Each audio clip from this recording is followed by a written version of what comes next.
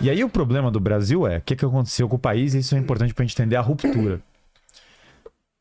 Só de você começar a olhar a história da Ordem de Cristo, essas histórias como eu tô falando, né?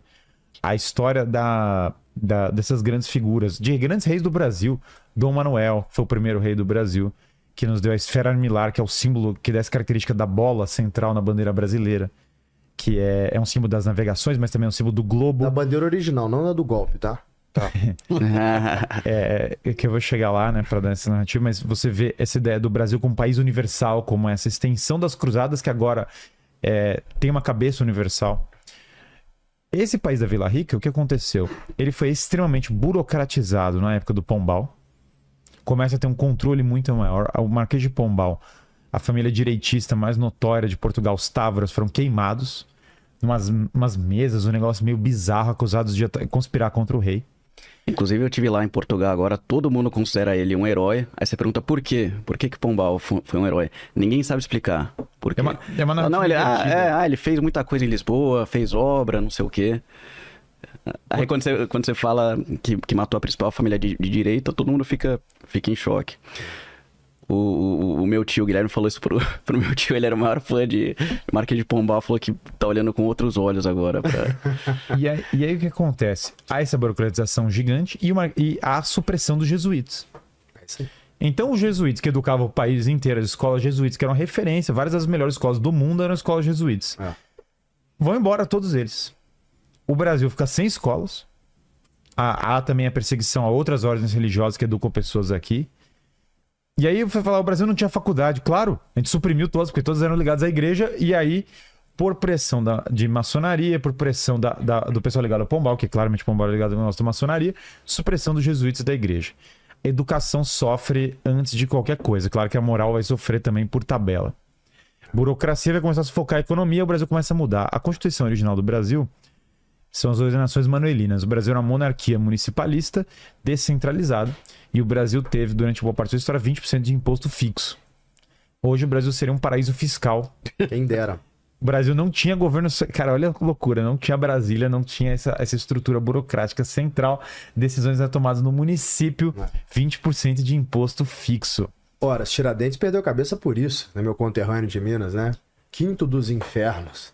Perdeu a cabeça por lutar contra 20% de imposto. Hoje o cara enfia 50 no teu rabo e você fala, viva o governo. Mas pelo menos a gente tem liberdade hoje em dia, né? Pelo menos a gente pode votar e decidir os rumos do país. Experimenta falar keyword errada pra você ver se o Ministério Público não vem pra cima. Aí você ainda tem, com toda essa desgraça de desestabilização, você não vai ter numa fase tardia, né, depois da independência do Brasil, uma figura como a Princesa Isabel. Dom Pedro II era universalmente respeitado como um homem erudito, como uma pessoa de um nível altíssimo cultural, de experiência. E a Princesa Isabel aboliu a escravidão. Era uma mulher de uma cultura e de um caráter ímpar. Era uma mulher, assim, absolutamente erudita, bem formada, do negócio. E aí tem um golpe de oligarquias, que é exército positivista, maçom. Muita gente foi educada na França também, porque o Brasil começou depois que suprimiram os jesuítas.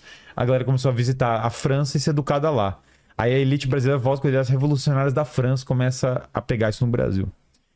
O positivismo, que tem essa ideologia tecnocrática, de controle, é uma ideologia derivada da Revolução Francesa, que virou o tema da bandeira nova, Ordem e Progresso, é o lema do positivismo. Que Machado de Assis satirizou no Alienista, né? Como esse pessoal que quer controlar a vida das pessoas, meio...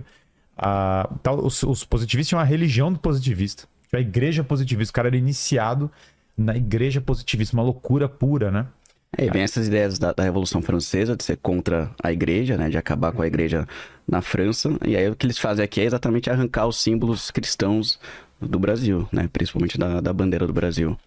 Porque Dom Pedro II, na verdade, o reinado não era impopular. Na verdade, o governo novo não tinha nenhuma raiz popular para ser feita, não havia nenhum apoio para um treco desse. O Brasil depois vira os Estados Unidos do Brasil, brega pra caramba, com a bandeira copiada dos Estados Unidos. O Brasil vira uma oligarquia cleptocrática e monopolista da economia, agrarista, trava. Na época que os Estados Unidos está industrializando e voando, que é a Gilded Age, exatamente, que o cara...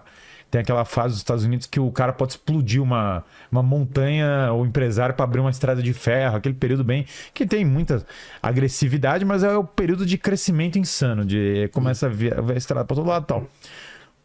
Essa mulher, que foi a melhor imperatriz que o Brasil não teve, né? Foi suprimida, inclusive ela fala da escravidão, fala da questão religiosa, porque perseguiram ela pela questão religiosa. E aí você cria esse modelo burocrático insano, que vai estocando coisa atrás de coisa. Depois o Ministério da Educação brasileiro foi baseado em John Dewey, que é um educador progressista. Aí tem o socialismo. Todo esse novo sistema, o que ele tem que olhar para o passado e fazer? Ele precisa desconstruir o passado. Porque se o passado for bom, deslegitima ele completamente. Imagina se agora você fala assim, ei, calma lá, a educação jesuíta era boa. Se você pegar a Raça Estudiora do padre Leonel Franco, foi publicado em...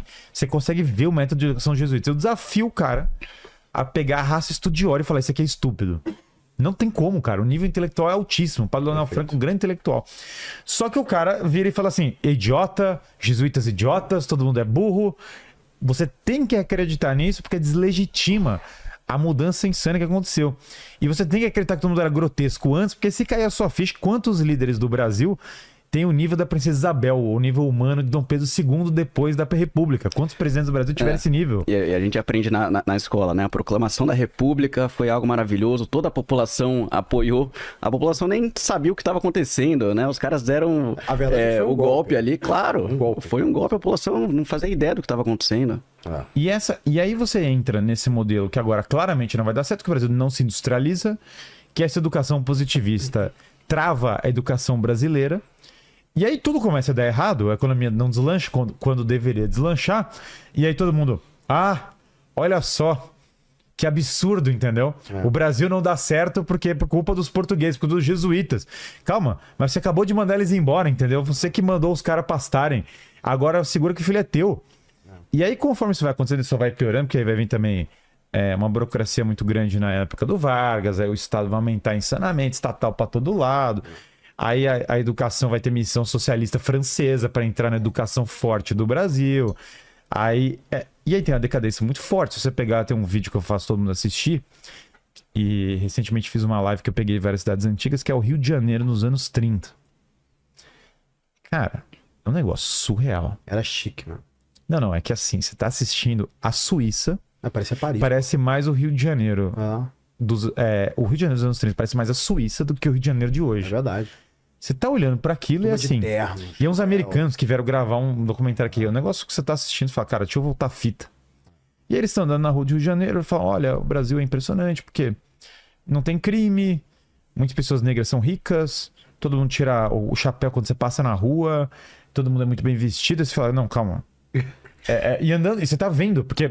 O cara falando, beleza. As mulheres gostam de leitura, né? As mulheres gostam de leitura, de fazer arte caseira, pintura... Aí você volta a fita, né? E ele fala, não, os americanos têm muito que aprender com as cidades brasileiras. E não faz tanto tempo assim. E você tá vendo no vídeo, você tá olhando, e os prédios que foram derrubados, né? O Palácio Monroe, todos os prédios históricos do Rio. Sei lá, agora teve palácio pegando fogo, entendeu? Anos 30, meu avô virou pra mim e falou, eu lembro de andar nas ruas de São Paulo, de madrugada, centro da cidade, era seguro. E aí você tá olhando pra aquilo e falando, caramba, qual foi a bomba atômica que passou aqui no Rio de Janeiro, entendeu? E claramente tem a ver com os ideias de esquerda, mas isso ainda é um outro negócio. Mas você fala assim, caramba, qual foi a bomba atômica? O Rio de Janeiro chama Brizola. Pois é, mas são algumas, né? Carioca sabe o que eu tô falando. São algumas e tem um negócio... E aí você começa a ver, claro, a cultura de lei e ordem foi se dissipando ao longo dos anos, os costumes mudaram, as roupas mudaram, as coisas mudam, mas você olha para aquilo ali e fala, cara, faz pouco tempo não tinha crime nesse lugar. Então, o Brasil, o problema... é que e com toda essa desgraça, né? Novamente, a economia continua crescendo. Os caras zoando o Brasil quase como um caminhão tombado. Os caras vão lá, roubam o negócio, enchem o bolso, sai correndo e continua crescendo a economia, entendeu? É tipo um negócio insano, né?